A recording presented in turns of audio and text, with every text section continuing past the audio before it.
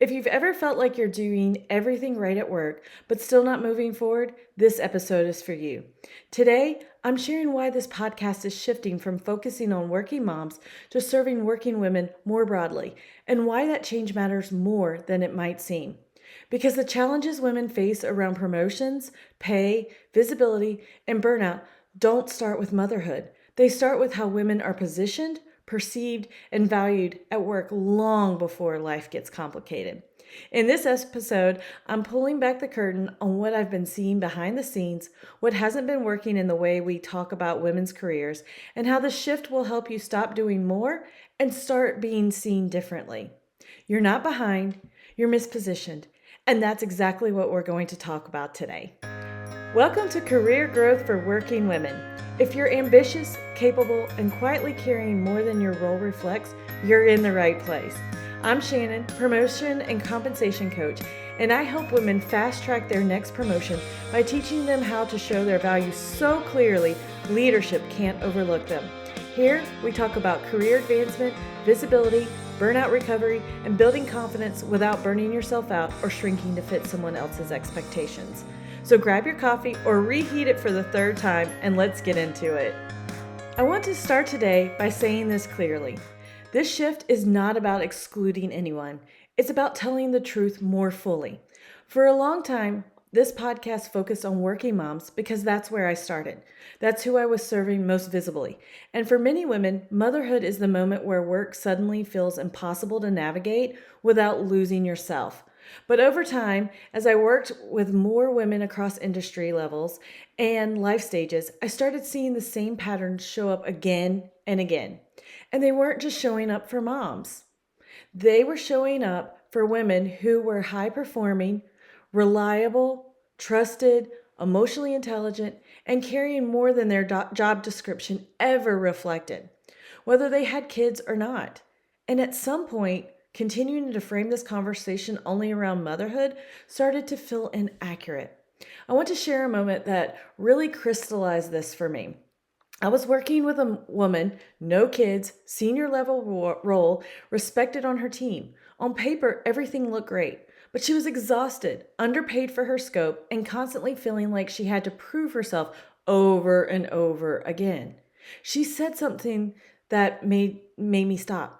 She said, "I keep waiting for it to get easier. Like, I'll finally feel settled once I hit the next level, but I just feel invisible."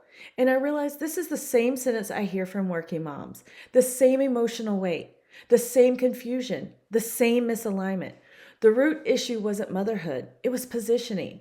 The core truth is the problem isn't a life stage, it's visibility and leverage. Here's what I want you to hear clearly. Most women are not stuck because they lack ambition. They're stuck because they're doing something wrong. And they're definitely not stuck because they can't handle it. They're stuck because they were taught to equate value with effort instead of impact. They were taught to keep their head down, to be grateful, to be reliable, to wait their turn. And workplaces reward visibility, leverage, and perception far more than silent excellence. That dynamic exists whether you're a mother or not. And I want to be honest here because it matters. When we center every career conversation around motherhood, two things happen. First, women without children start thinking, this doesn't apply to me yet. I'll worry about this later. Maybe I'm just not cut out for this. Second, women with children often internalize the idea that motherhood is the reason work feels hard. But the truth is, work was already structured in a way that undervalues emotional labor, relational intelligence, and behind the scenes impact. Motherhood doesn't create the problem, it exposes it. This is the foundation of everything I teach. Most women don't need to do more. They need to be seen differently. They need clear articulation of their value, strategic visibility, leverage inside their organization, language that positions them as ready, not just reliable. This is why my work centers on the 5% method. Not massive overhauls, not burning yourself out, but small strategic shifts that change how leadership perceives you. So let me tell you exactly what's changing and what's not. What's not changing? We will still talk about burnout. We will still talk about promotions and pay. We still talk about emotional labor. We will still talk about navigating work along real life. What is changing? We are widening the lens. We are naming workplace dynamics more directly. We're talking about career growth as a long-term strategy, not a reaction to crisis. This podcast is for working women who are successful on paper but know something is off. Women who are tired of being the dependable one without being promoted. Women who want clarity, not hustle. Women who want growth without self-sacrifice. If you're listening and you're a mother, I want you to hear this clearly. You are not losing a seat at the table. In fact, this shift is designed to support you better. Because when we stop framing the struggle as a motherhood problem, we can start addressing the systems and expectations that made it hard long before kids entered the picture. And if you're listening and you don't have children, I want you to hear this.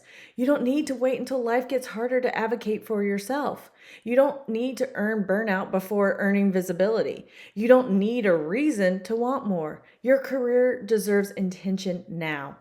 I want to leave you with a question to sit with this week. Where are you still hoping your hard work will speak for itself? And what might shift if you started positioning your impact instead of waiting to be noticed? Thanks for being a part of this journey. I will see you next time. And if this episode resonated with you, I want to invite you to take the next step gently, not urgently.